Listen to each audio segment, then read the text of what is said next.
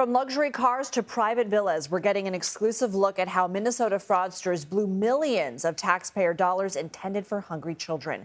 CBS Minnesota investigative reporter Jonah Kaplan joins me now for more on his reporting. Jonah, good to see you. You've gotten files that document a spending spree in which defendants, many of Somali descent, took taxpayer money to spend on luxury goods. How much did they take? What do they buy?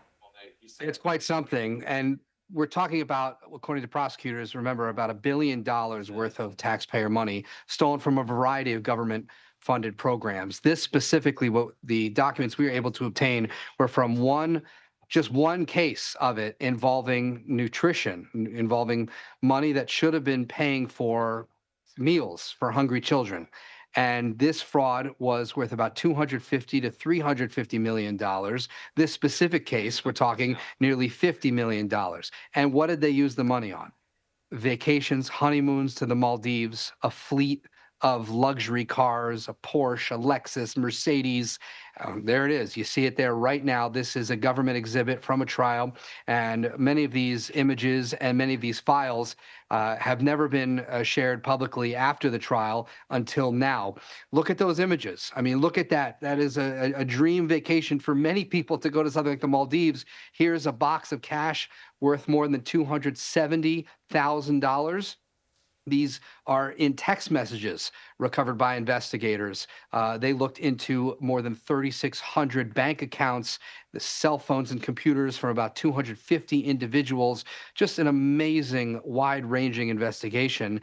And this was an incredible spending spree. And the real question, of course, for investigators now, led by questions that have been provoked from the Trump administration, was this all greed? Or did it lead to a national security risk? This comes as the Trump administration ordered all cardholders from Somalia and more than a dozen other countries re-examined, adding that he would end the temporary protected status for Somalis in Minnesota. Is there a connection? Well, there's no question that out of the 87 people charged in these three cases, 61 are convicted.